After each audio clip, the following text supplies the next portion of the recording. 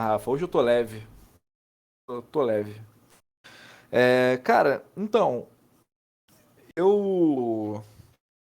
Eu. Primeiro vou falar pra você, amigo assinante, já se inscrever no canal e curtir o vídeo de hoje. Hoje a gente vai mostrar vídeos de São Paulo, os vídeos de. E vídeos do Paraná.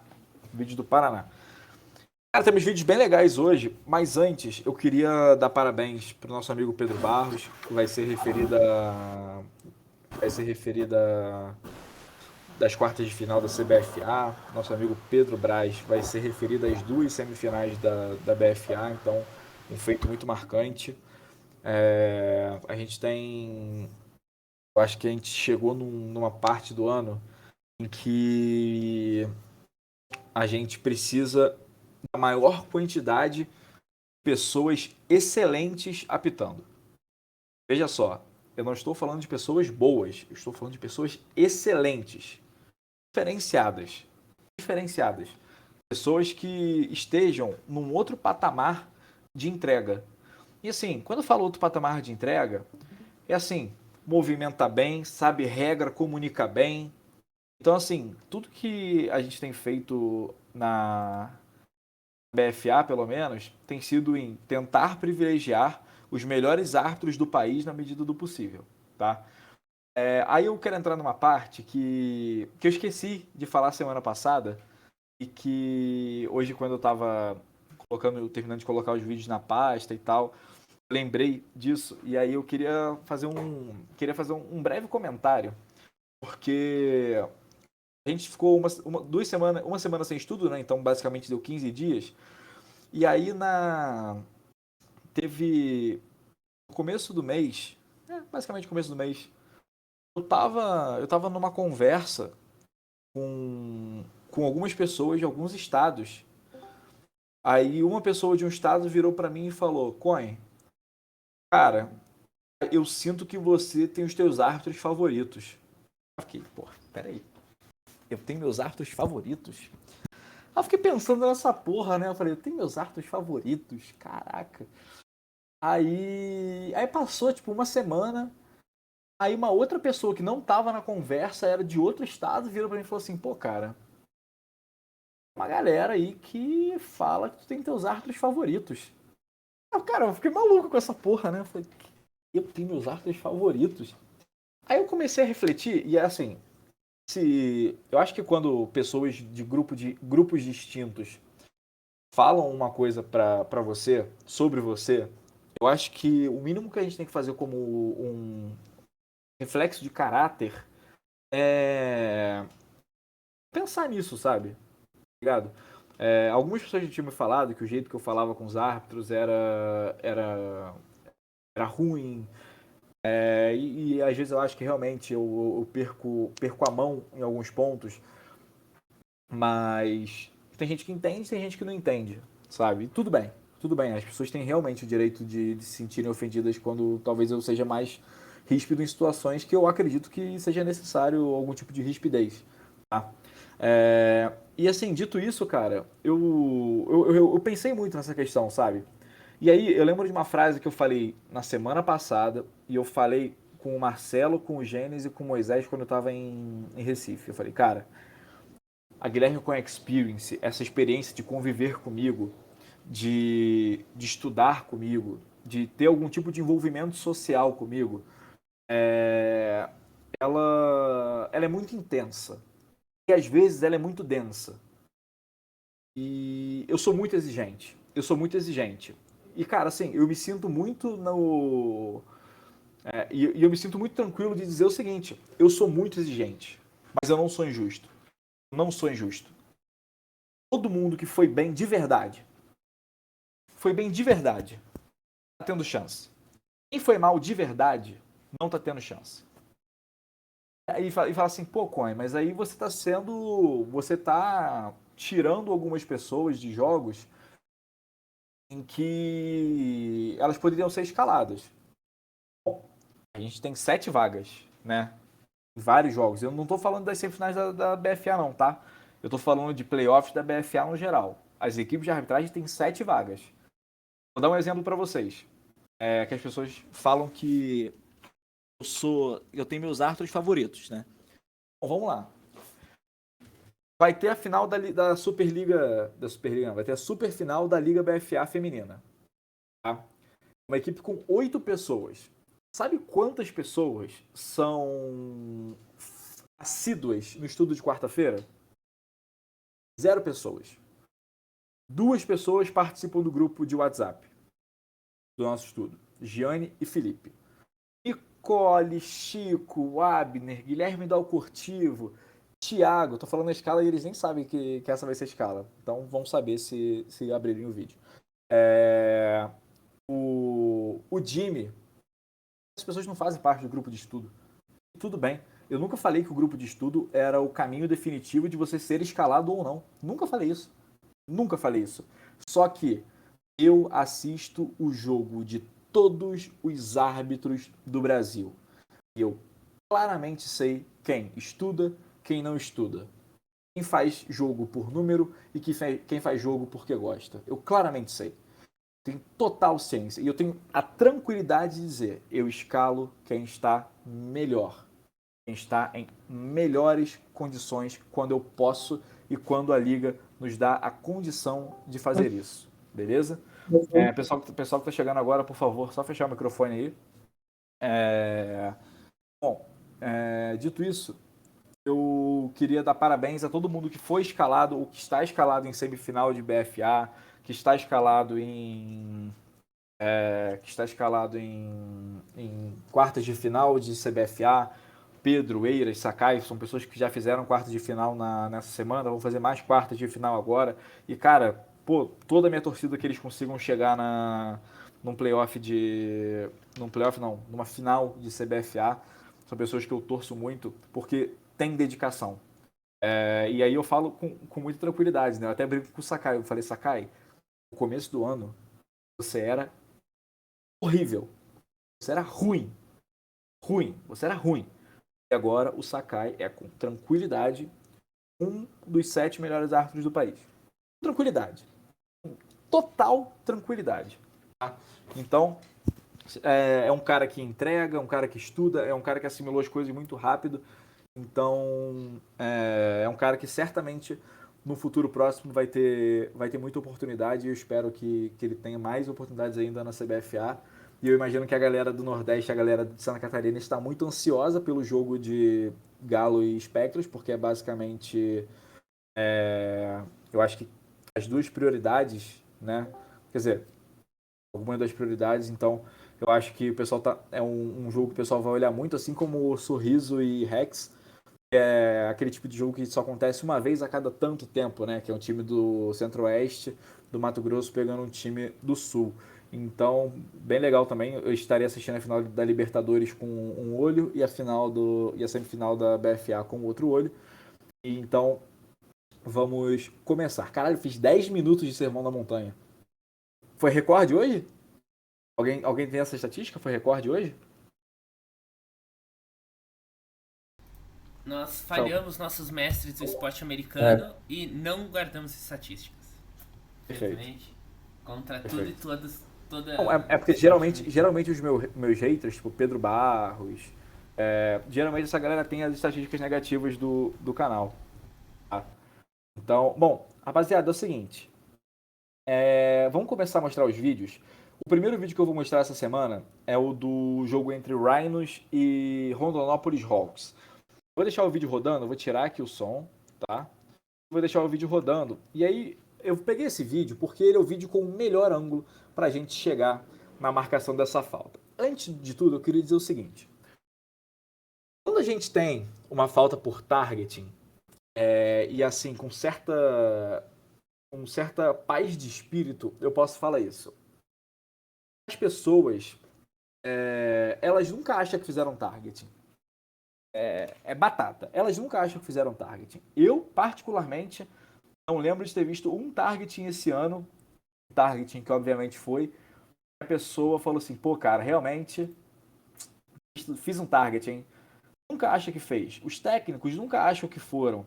E eu vi muita reclamação, cara, e eu confesso que eu fiquei até um pouco chateado. Foi até um pouco injusto os comentários que eu vi, porque o pessoal, Pô, como é que os caras ejetam um americano no começo do jogo? O cara é americano, ele não faz targeting, amigo. Eu falo com estatísticas. Rafael Casa, Pedro pode me corrigir. Eu tenho 99,9% de certeza que todos os targets da NCAA foram feitos por americanos. Todos. Todos. Então, assim, não é porque o cara é americano que ele está acima da regra ou abaixo da regra, tá? Então, assim, a gente vai analisar o lance pra gente acabar com essa dúvida de que foi targeting ou não foi targeting, tá bom? Vamos lá. É o seguinte, ó. Quando a gente fala sobre targeting, a gente tem que classificar o targeting para que a gente chegue num denominador de que isso foi targeting ou não, tá? A primeira coisa que a gente tem aqui é... A primeira coisa que eu preciso nessa imagem... E aí, Rafa, essa semana tá rodando legal, né? Tá rodando legal o Tá vídeo, né? rodando bem aqui. Pô, graças a Deus, hein? Parou de ser cenário o Discord. A primeira coisa que a gente tem que ver é o seguinte. Como que foi o contato violento? Bom, veja só, eu vou desenhar a seta. Nós temos aqui um contato que é liderado com o topo do capacete. Tá? Veja, ele lidera com o topo do capacete e faz contato violento com o topo do capacete. Ou seja, neste momento em que eu tenho um indicador, que é um jogador, que ele salta, ele tira um ou os dois pés do chão, porque isso é um launch. Primeiro indicador é o launch, ele se lança. O segundo indicador, ele lidera com o topo do capacete. 2 indicadores. Eu só preciso de um para ter um target. Próximo passo. Onde acertou? Amigos, quando a gente fala sobre liderar com o topo do capacete, não importa se pegou na cabeça, no ombro, na lombar. Tá? O que importa é, não pode haver contato violento liderado com o topo do capacete contra um adversário. É a regra 913 ou 914, eu sempre troco as bolas. Mas é o seguinte, nesse momento é um jogador de defesa, um jogador sem a posse fazer um contato violento com o topo do capacete contra um adversário, tá? A desqualificação aqui está totalmente correta. Correta. Então, assim, parabéns ao Arthur que fez essa chamada, porque ela é uma chamada muito difícil, e a chamada foi boa, tá? Alguém quer fazer um comentário? Eu vou deixar o vídeo rolando aqui, então se alguém quiser fazer um comentário sobre o vídeo, por favor. Eu acho que vale citar toda a polêmica que tá tendo no college lá, né? Que é a questão da definição de topo de capacete, que a nossa ainda é a definição antiga e que é qualquer coisa acima da face mask, né? Nesse caso, pela regra do college, aí já teríamos boas dúvidas quanto, mas né, É, estamos falando da nossa inclusive, regra. inclusive o nosso colega, Eric McCauley, ele tá numa agora de Tá que completamente enraivado, né? ele tem certa razão e Tem. para mim, cara, quando eu vejo os comentários dele e tal, cara, eu acho que foi uma péssima ideia mudar a definição do topo do capacete para 6 polegadas acima da abertura dos olhos, não é? Alguma coisa assim. É, É Então, um assim. círculo de 6 polegadas no topo, em cima, tipo, ao redor do topo do capacete. Então. É pra ser exatamente só o topo, né? Pra qualquer coisinha que seja mal lateral, que nem aí, já não, como não ser mais. Exato. Basicamente, Mas assim, essa... furada, tá ligado? Furada. Eles estão legalizando muitas jogadas violentas. Então tá feio, tá ligado? Seguinte. Fechamos nessa. Todo mundo concorda que é targeting. Tranquilo, né? Sim, sim. Vamos para Só uma curiosidade. Ah, Qual foi o árbitro que marcou? Foi o. Line Judge. Tava Red acompanhando. Linesman. Red Linesman. Ah, show. Tá? O cara é bom. Bom, vamos lá. Vamos lá, galera. A gente tem aqui um vídeo de Paraná HP e Corinthians Steamrollers. Mais um jogo aí, cara, 55-45. Coisa de maluco, hein? Coisa de maluco. Isso aqui, Rafa, me lembra aqueles jogos da MEC. Acabava 63-52. Parecia Sempre handball. numa terça ou quarta de noite, né? Exato. E boa noite, Pedro Braz. Já pode se retirar porque hoje eu falei bem de você.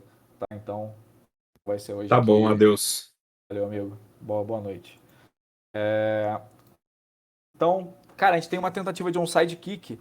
E a primeira coisa que eu gosto nesse vídeo as equipes de arbitragem precisam ter o awareness, né? As pessoas estão ligadas que, bom, 55 para o time B, 45 para o time A, quarto período. Bom, para mim é claro que vai ser tentado um onside kick. Ou seja, os wings, eles vêm para entre as linhas restritivas. Então aqui um bom posicionamento da equipe de arbitragem. O que me pegou um pouco nesse lance é o seguinte, nós temos uma equipe de 7 pessoas e a gente vai ter essa chamada aqui. Então vai ter um onside kick que avança 3 jardas e é recebido pelo número 84. E a gente vai ter uma flag jogada pelo Red Linesman, tá? E também eu acho que o Deep Wing lá em cima também jogou a flag nessa recuperação. O meu ponto aqui, rapaziada, eu vou deixar o vídeo rodando, tá? Tá em looping, então... o que eu queria falar não vamos confundir o que a gente vê na NFL com o que a gente vê na NCAA ou a gente vê na IFAF, tá? Eu não vou colocar o som também porque às vezes ele estoura e aí fica até um pouco desconfortável para vocês. O que a gente tem aqui é o seguinte. Houve uma chamada de falta por toque ilegal 5 jardas do ponto da recuperação. Na nossa regra, isto não é uma falta. Isto é uma violação de toque ilegal que dá ao time de retorno o direito de colocar a bola no ponto da violação. Só que veja, aqui o ponto da violação e o ponto do fim do chute é exatamente o mesmo. Então não muda muita coisa. Como é que a gente marca esse ponto? A gente marca esse ponto com a beanbag, porque ele é uma violação de toque ilegal do time A e não uma falta por toque ilegal. Essa falta por toque ilegal não existe, tá? Então, aí a gente acaba tendo uma confusão, tá? Então, o que me pega um pouco é o seguinte, nós temos uma equipe de 7 pessoas. 7 pessoas, tá? Se alguém precisa identificar que isto não é uma falta, é uma violação, tá? Então, assim, eu acredito que este é um erro que não teve impacto direto no jogo, né? Porque, obviamente, não teve nenhum impacto, porque o time B agora ia ajoelhar, alguma coisa assim, ou fez 2 corridas e ajoelhou. Mas, em algum outro momento, isso pode vir a ser uma questão.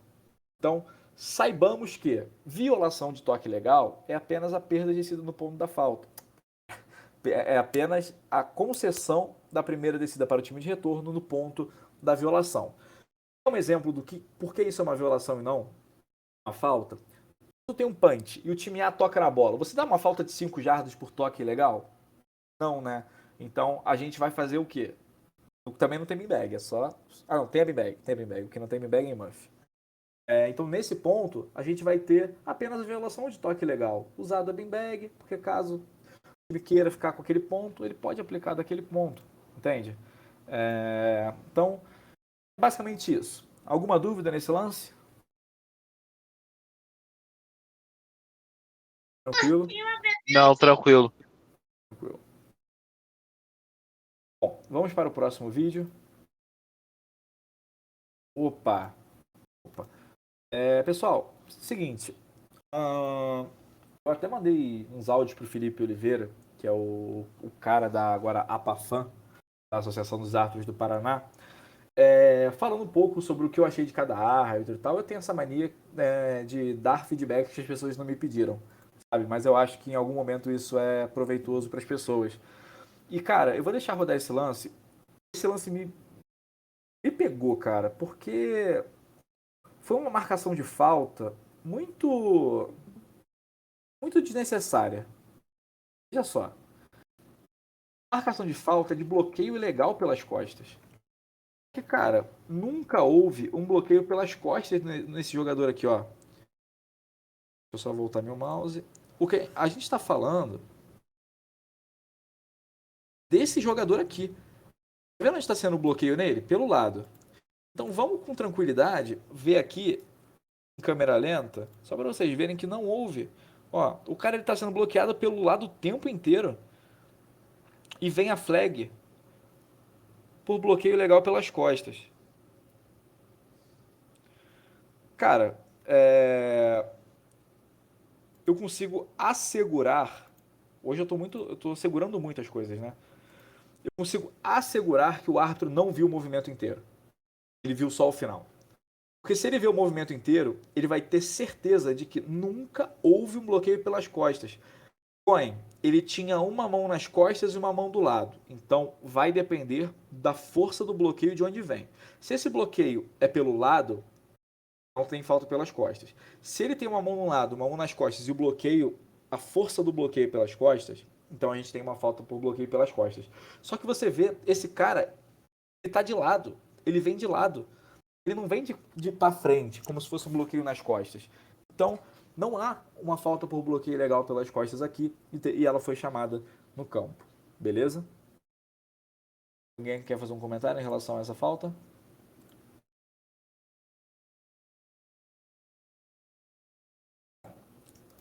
Mais um lance que me pegou muito, tá? E aí eu vou entrar na filosofia da regra, tá? Eu vou entrar na filosofia da regra para vocês verem o que. E vou fazer um comparativo com a NFL, que eu não gosto muito de fazer isso com a nossa regra, para vocês entenderem. Agora que eu reparei que esse técnico aqui embaixo está de terno. Muito top. Bom, passe, né? Beleza. A movimentação da arbitragem é boa e esse cara. Cara, olha o contato que o número 11 recebe. Foi marcado uma falta por late hit.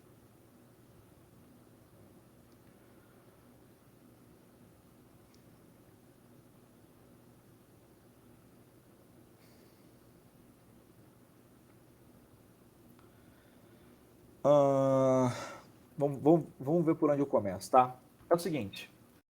Quando, quando a gente marca uma falta, tá? Inclusive faltas pessoais, a primeira coisa que eu gostaria que você se perguntasse é: qual é a definição de uma falta pessoal?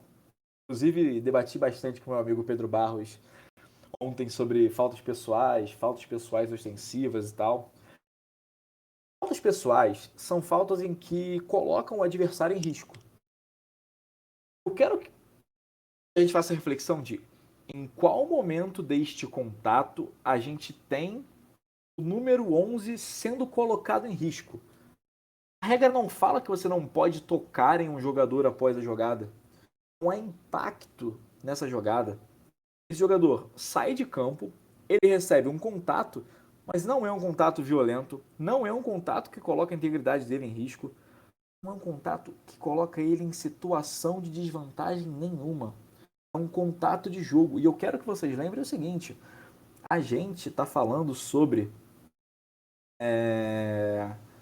filosofia de uma regra em que, cara, a gente tem que defender os jogadores. Nossa função como arbitragem é defender os jogadores. Só que isso é uma super proteção dos jogadores, sabe? Então, assim, não existe nenhum conceito em que a gente consiga aplicar esse lance como uma falta pessoal, um late hit.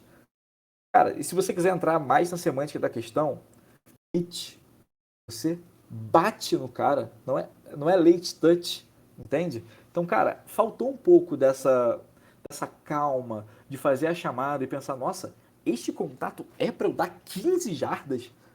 15 jardas num contato, num toque, sabe? Então, isso me pegou um pouco essa chamada também. Alguém quer fazer um comentário sobre isso? Tranquilo. Não quer Pato joga vôlei. Bom ponto. É isso que eu ia falar. Futebol americano é um esporte de colisão. Colisão. Cara, nem colisão aquilo foi. Foi contato. Contato. Bom, aqui a gente vai ter mais uma chamada e eu quero que vocês prestem atenção, por favor, né, nessa ação aqui embaixo. Tá? Eu acho que nessa ação aqui embaixo, foi 89 que fez.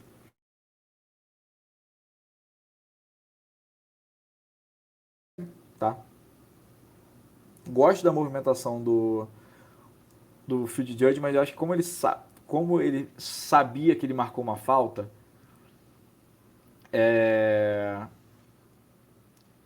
foi ele que deu, né? Ou foi o line? Foi ele, beleza.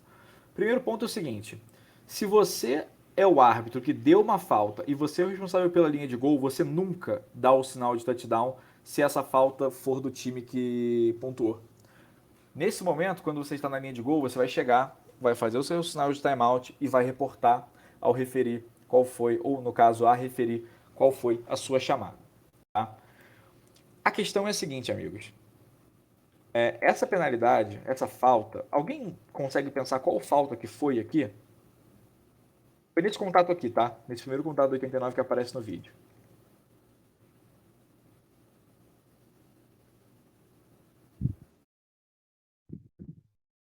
É. Se existisse um passe, a gente poderia dizer que ele chamou uma interferência de passe ofensiva, mas não é um passe que cruza a zona neutra. Uhum.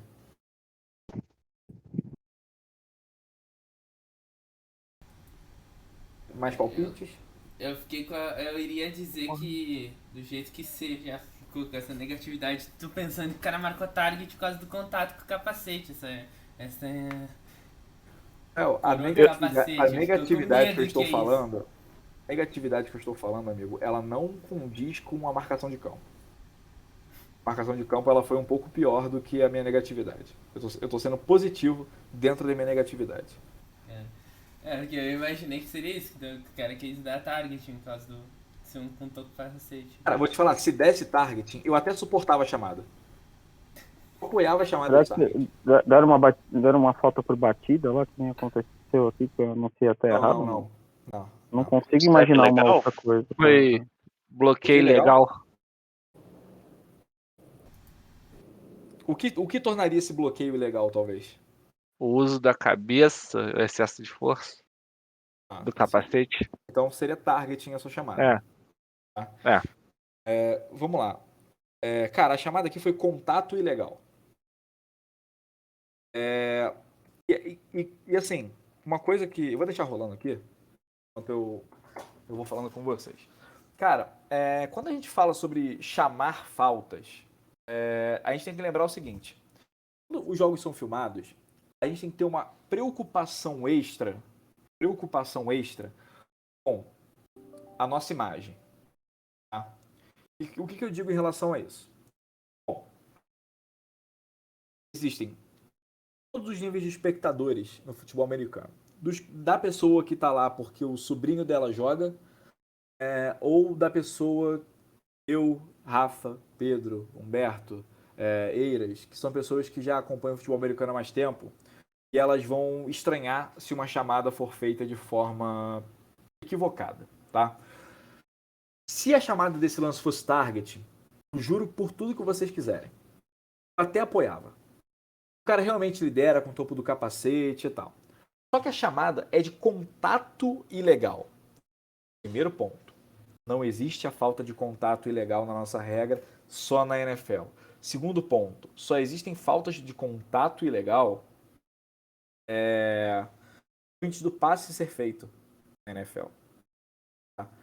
Assim, cara, até se fosse na NFL, isso não seria uma falta por contato ilegal.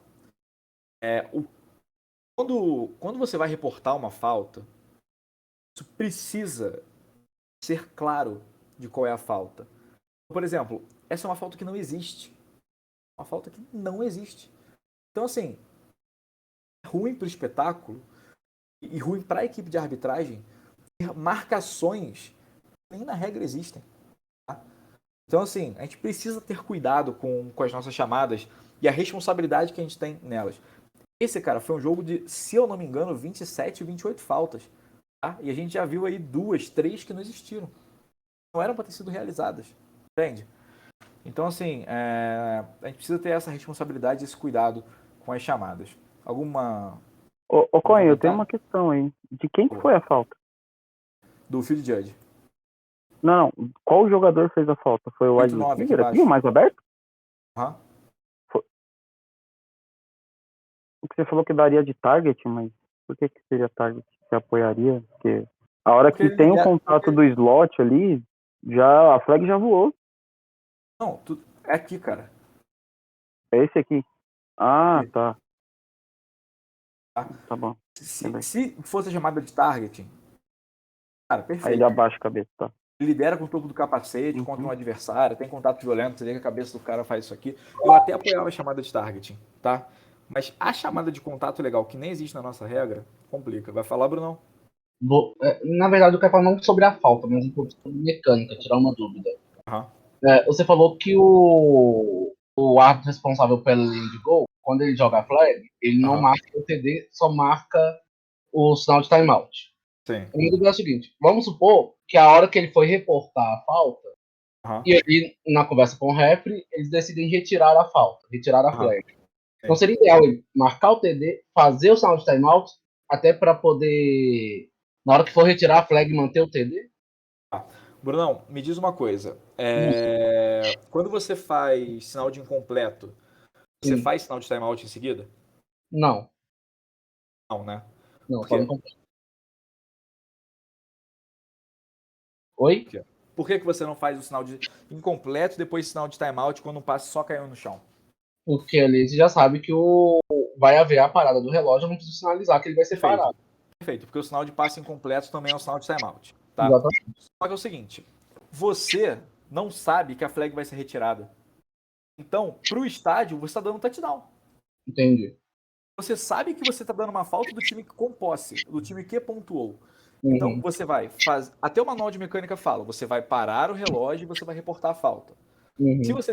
Se depois vocês decidirem tirar a falta, o referee vai falar assim: sem falta por bloqueio ilegal, sem falta por target, o resultado da jogada é um touchdown. Show. Beleza. E Guilherme, tá ouvindo? Se não fosse ele que marcou a falta, mas viu a flag, ele faz o sinal de touchdown ou de timeout? Pode fazer o sinal de touchdown porque você não sabe qual foi a chamada, tá? Você só dá o sinal de timeout se você foi o cara que fez a chamada. Tá? E se você, por exemplo, e aí, Brunão, até é bom que você pega back judge, pensa o seguinte, imagina que eu sou o deep wing e você é o back judge. Você viu que eu joguei uma flag. Cara, espera o meu sinal para você dar o seu sinal de TD ou não. Porque como foi um TD, foi claro que a bola entrou, cruzou o plano de gol, espera um pouquinho, espera, se o cara que deu a flag, vê qual sinal que ele vai fazer. Se ele der o sinal de TD, você pode dar o sinal de TD também, porque você também está na linha de gol. Mas se ele vai e já dá o sinal de timeout, você também dá o sinal de timeout, porque ele está passando a mensagem que a falta foi do time A. Houve uma falta, sim. Sacou? Beleza. Show. Mais alguma dúvida aqui? Beleza, então. Só uma. Não. Você pode voltar lá só para. Posso. Esqueçamos essa flag por um instante. Poderemos considerar um bloqueio pelo lado cego do tight end que vem nessa jogada? Ou não? Seria demais? Aqui? Cara, não, porque esse cara ele tem tempo suficiente de se proteger porque ele tá no ponto de ataque da jogada, tá vendo? Ó? Ele tá no ponto de ataque da jogada. Veja só, o ponto de ataque da jogada é aqui. Esse cara tá no ponto de ataque. Então você vai ver que quando esse cara vai fazer o bloqueio, ó, esse cara encolhe para impactar junto com o jogador. Então não teria como ser um bloqueio legal pelo lado cego nessa jogada. Boa observação. Beleza? Bom, vamos para mais uma jogada. Essa é uma chamada em que a gente precisa... Não foi uma chamada no caso, né?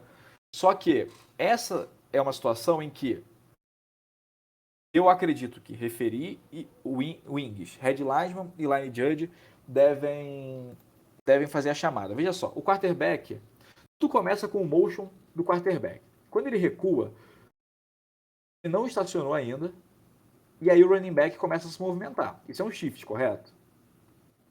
E aí o running back continua se movimentando, o slot se movimenta e tem um shift. E aí esse jogador vai até a jarda 1. Aqui uma boa movimentação e uma boa sinalização e boa marcação de spots do field judge, que realmente é dele esse spot na jarda 1. Só que é o seguinte, isso é um shift claro. Bom, por exemplo, o running back aqui, vamos supor que o running back estacionou aqui. Cara, nesse momento a gente tem o running back em motion, o slot em motion, só que veja só, nenhum dos dois nunca parou. E até se tivesse parado o running back, esse slot in motion ainda assim configuraria uma falta por shift legal, 5 jardas em bola viva e repete a descida. Beleza? Alguém tem alguma dúvida em relação ao shift legal? Dúvidas? Foi um shift legal muito claro.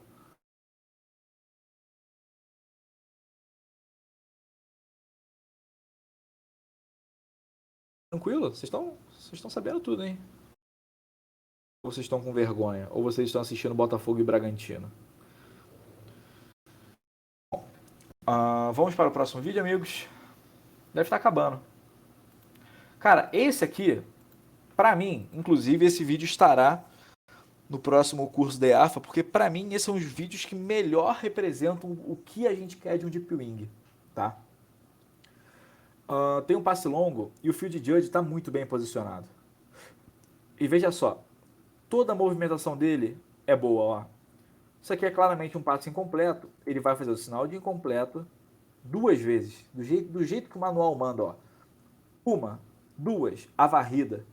Sinal suplementar de que o jogador teve posse, mas fora de campo. Top, né?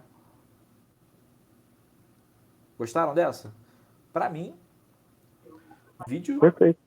Vídeo top. Pra mim tá perfeito. Pra mim tá perfeito também. Dava 9,5 porque não acompanha. Só pra não ficar perfeito. Beleza. Deixa eu ver aqui, acabou os vídeos? Ah, não. Mais uma. Vamos lá. Aqui a gente vai ter uma chamada de falso start. Tá? Eu queria saber o que vocês acham dessa chamada de falso start.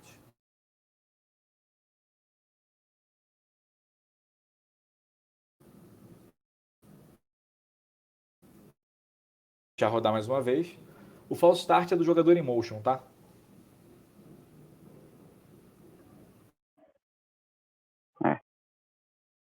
No máximo, o motion é legal. No máximo, o motion é legal. Ia falar, tipo, ele parou, não sei nem se ele tentou parar na linha até, mas false start é demais, né? Então, o meu ponto é o seguinte, esse cara tá fazendo motion legal porque ele tá indo em direção... Indo pra frente. Ele tá indo pra frente, né? Só que aqui, esse cara, ele não tá fazendo a menção do tipo, dar um tranco pra ir pra frente. Ele tá indo pra frente e ele vai estacionar. Aí o snap sai. Isso aqui era pra ser uma falta em bola viva por motion ilegal. E não uma falta em bola morta por false start. Aí você, amigo, que tá vendo o nosso vídeo, deve estar pensando assim, pô, irmão, esse Guilherme Cohen é um mala. É um mala, porra. Já não ia ser falta de 5 jardas? Ia ser falta de 5 jardas. Muda alguma coisa ter sem bola viva ou bola morta, sem um false start, sem um motion legal? Muda, porra. Claro que muda. Pensa comigo. Você ia preferir fazer uma jogada, talvez ter um risco da defesa cometer uma falta e aí ter um offsetting? Não é melhor você como ataque do que ter uma falta em bola morta que só você se deu mal? Sim, considerando que pode ser que nada aconteça da parte da defesa e você realmente tem a aplicação das 5 jardas.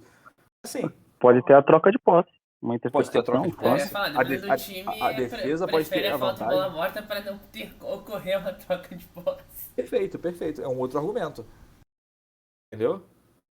Então, assim, cara, isso definitivamente não é uma falta por saída falsa. Eu tô falando isso agora, mas já deveria ter falado isso antes. Eu espero que a galera do Paraná não me odeie depois de hoje. Venha com aqueles pedidos de direito autoral que rolou mais no começo do ano. Mas assim, todas as críticas são construtivas. Inclusive, vocês podem ficar tranquilos que depois da semifinal da BFA, a gente vai fazer estudo. E aí quem vai estar na roda é a gente, entendeu? Então, podem ficar bem tranquilos em relação a isso. Meu amigo Eiras, não lembrava que eu tinha colocado tantos vídeos de vocês. Acho que tem mais uns 2, 3 de vocês. Hoje tem vídeo bom do Eiras, porra. Mas vamos começar com um vídeo ruim. Que não é seu, né? Eu acho que a chamada deveria ter sido mantida. Vamos ver o seguinte, ó. Aqui, cara, esse jogador ele claramente faz um holding. Tá? A flag é dada.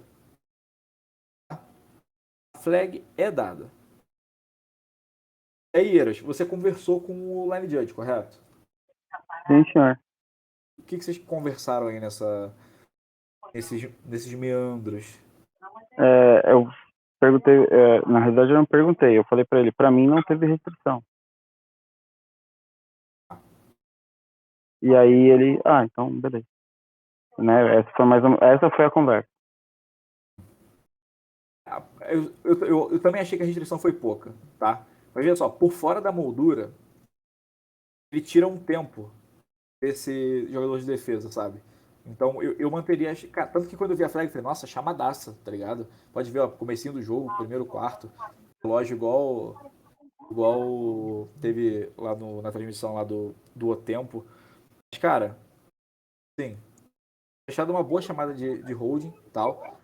Essa eu achei que vocês poderiam ter mantido e tal. Uhum. E assim, uma coisa, Eiras, e assim, eu vou falar isso porque não é uma exclusividade sua, tá? Mas acontece comigo, aconteceu quando a gente apitou junto lá em Itapecerica, que é o seguinte. Às vezes, cara, as pessoas têm certeza das coisas e elas não vão bater de frente com a gente. Não vão bater de frente com a gente. Eu vou te dar um exemplo. Na final do Candango, eu tive a sensação de um intentional ground. Tá? E o meu Red Linesman achou que não foi. Ele achou que não foi intentional ground. Eu falei, pô, cara, você viu alguém na área? E aí ele começou a pensar. Sim, ele tava certo, eu tava errado. E a gente errou por causa disso, sacou? Então, assim, eu não sei como melhorar isso na arbitragem do Brasil, mas quero que as pessoas tenham mais confiança em fazer chamadas, em que elas sejam propositores, sabe? Ela fala assim, olha, eu vi isso. Cara, não teve restrição. Pô, cara, teve sim. Sacou?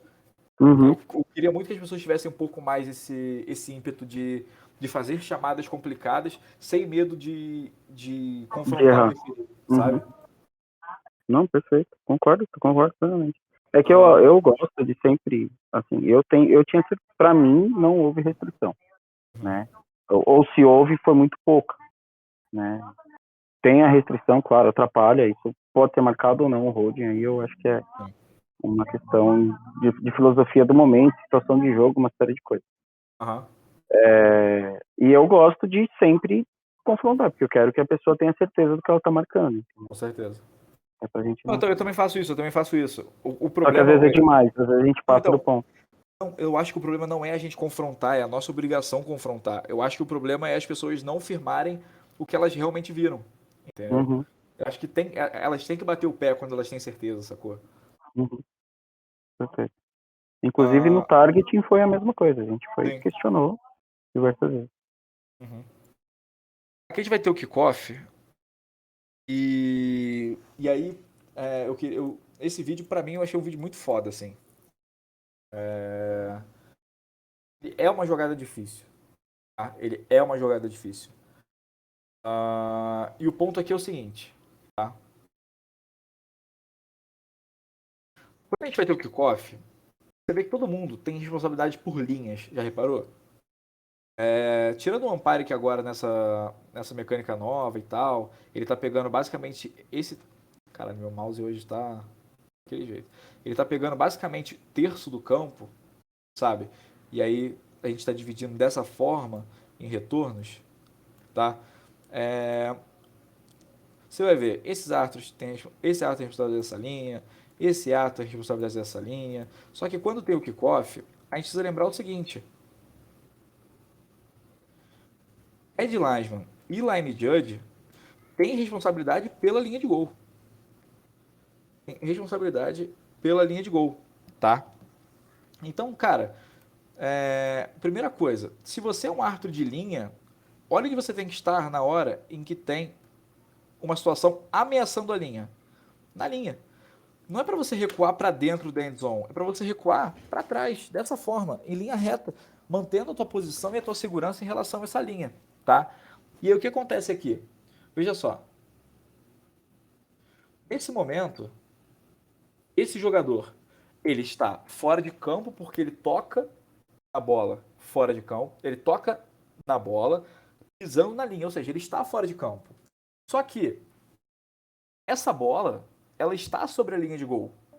Tá? ou sobre uma linha de gol estendida, mas ela passa por cima do pylon. Se ela passa por cima do pylon e ela toca um cara fora de campo, ela tá fora de campo na endzone.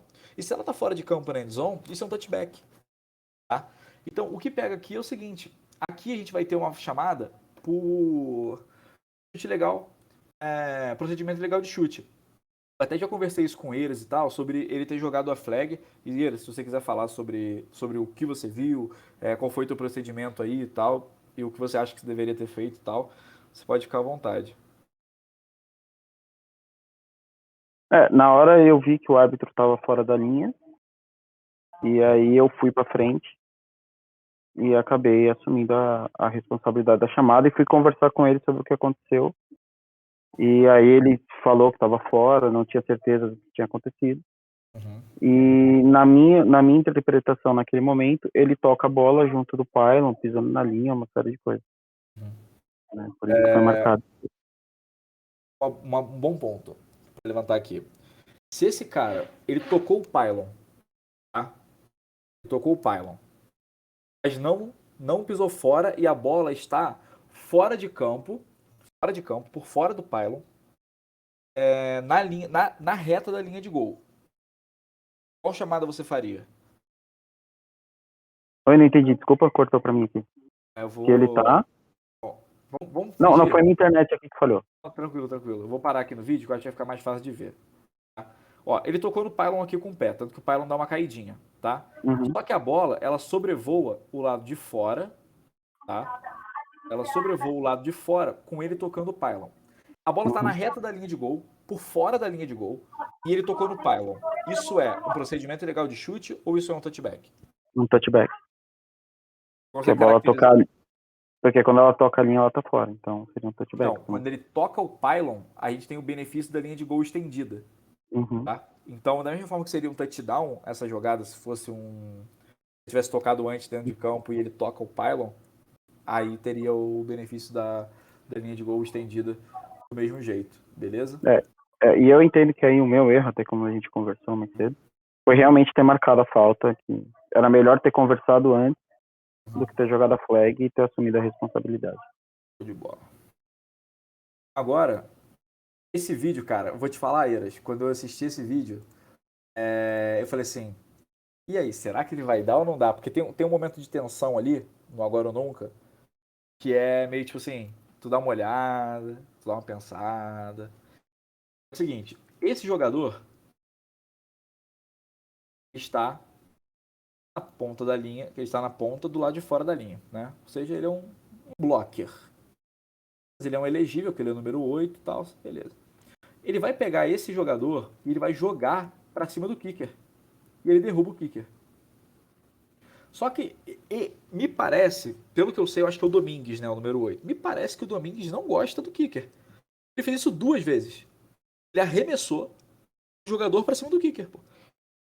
Ele arremessou o jogador pra cima do kicker. Então, assim, foi uma boa não chamada de roughing the kicker, porque geralmente a gente toma um susto, né, vê o cara tomando uma porrada, mas foi uma boa não chamada de roughing the kicker. Gostei bastante de não ter chamado. Tem uma que é no kicker e outra no holder. Um cada um. Sim. Foram boas não chamadas nesse lance. Bom, por hoje é só. Alguém tem alguma dúvida? Alguém quer tirar alguma dúvida enquanto a gente tá... Eu tenho só uma curiosidade lá no vídeo anterior. Pergunta ali. O que foi marcado realmente ali? Ele marcou que a saída foi pela lateral, dentro do campo, pela lateral e a bola na linha de uma jarda? Não, procedimento legal de chute. Foi um procedimento legal de chute, como se ele tivesse chutado o kickoff para fora de campo. Ah, entendi. Vendo rápido aqui, pra mim o jogador parecia estar em campo, em movimento. Não sei se foi por causa do ângulo. Ele tava na end zone e aí ele bateu, ele tocou na bola. O replay aqui um pouquinho melhor. Esse replay é melhor que ele pisa com o pé direito fora, ó. Aí ele tá fora de campo. Ele tá com o pé direito fora e ele tá agarrando a bola e a bola tá sobrevoando a linha de gol. Basicamente é isso. Uhum. Então, que nem tu comentou, tinha que estar na linha ali pra ter uma visão melhor. Isso aí. Tá. Era só isso. Bola. As dúvidas? Temos mais dúvidas?